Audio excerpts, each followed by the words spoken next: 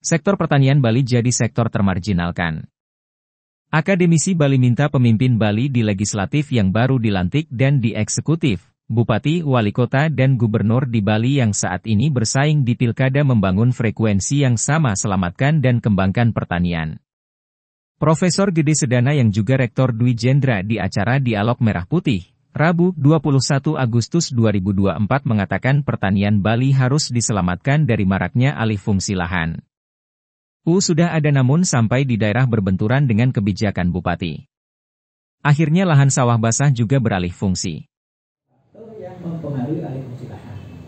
Ada banyak sekali faktor-faktornya, termasuk mana yang paling signifikan.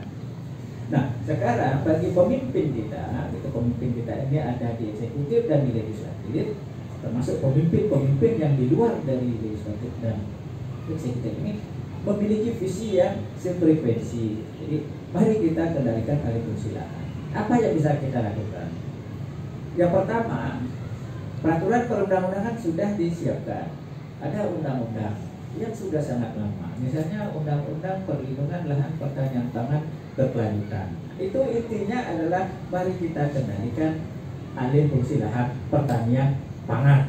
Sudah ditegaskan pangan. Dimunculkan kemudian ada peraturan pemerintah sampai peraturan dari menteri yang mendukung dari undang-undang itu.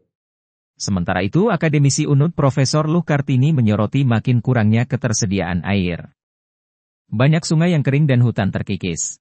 Itu bisa dikecualikan karena ketika nanti hutan-hutan di Bali, hutan konservasi itu bisa dibuat agrowisata dan dibangun sebagai fasilitas pariwisata 10%, berarti kalau 85 hektar, berarti 8,5 hektar akan bisa dibangun di hutan konservasi. Ini akan sangat berbahaya untuk ketersediaan air. Nah, ini mohonlah supaya bisa melakukan negosiasi terhadap pembangunan-pembangunan yang menyasar hutan-hutan yang hanya tutupan hanya 18%. Jadi itu adalah tugas dari eksekutif dan legislatif.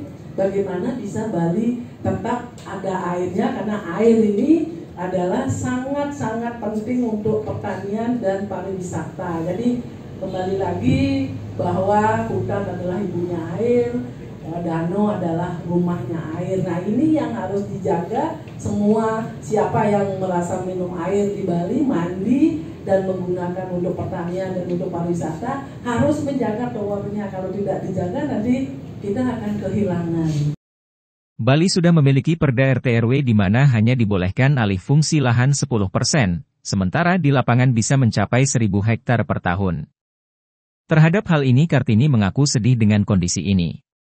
Disinilah perlunya komitmen bersama menegakkan aturan demi kedaulatan pangan dan Bali dalam mengantisipasi perubahan iklim.